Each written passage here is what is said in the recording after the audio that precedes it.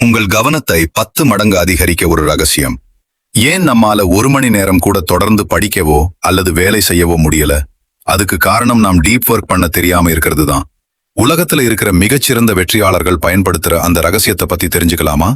Deep work versus shallow work. நம்ம வேலையை 2 வகையா பிரிக்கலாம். 1 ஷாலோ ஒர்க், போன் நோண்டிக்கிட்டே மத்தவங்க கிட்ட பேசிக்கிட்டே அரைகுறை கவனத்தோட பண்றது. இது வெறும் நேரத்தை தான் வீணடிக்கும். 2 டீப் ஒர்க், உலகத்தையே மறந்து எந்த சிதறலும் இல்லாம முழு கவனத்தோட பண்றது.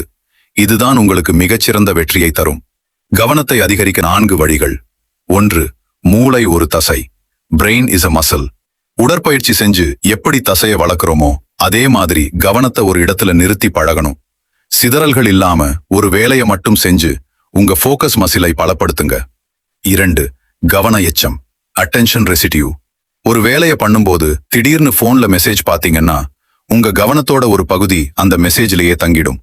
இதனால பழைய வேகத்துக்கு திரும்ப உங்க மூளைக்கு ரொம்ப நேரம் ஆகும். சோ ஒரு நேரத்துல ஒரு வேலை மட்டும் பண்ணுங்க. 3 உங்களுக்கு எது செட் ஆகும்? அப்ரோச்சஸ். ஆழ்ந்த பணிக்கு 4 வழிகள் இருக்கு. 1 மொத்தமா தனிமைக்கு மாறி படிக்கிறது, மானஸ்டிக். 2 வாரத்துல சில நாட்கள் மட்டும் தீவிரமா வேலை செய்யறது, பை மாடல். 3 தினமும் ஒரு குறிப்பிட்ட நேரத்தை, உதாரணத்துக்கு அதிகாலை, ஒதுக்குறது, ரித்மிக். 4 இடைவெளி கிடைக்கும் போதெல்லாம் வேலையில மூழ்கிறது, ஜேர்னலிஸ்டிக். 4வது மூளைக்கு ஓய்வு, ஷட்டவுன். வேலை முடிஞ்சதும் மூளைக்கு முழுமையான ஓய்வு கொடுங்க. சாயங்காலத்துக்கு அப்புறம் வேலையை பத்தி யோசிக்காதீங்க. அப்போதான் அடுத்த நாள் புது தெம்போட வேலை செய்ய முடியும். இந்த டிப்ஸ் உங்களுக்கு பயனுள்ளதா இருந்தா லைக் பண்ணுங்க, உங்க ஃப்ரெண்ட்ஸுக்கும் ஷேர் பண்ணுங்க.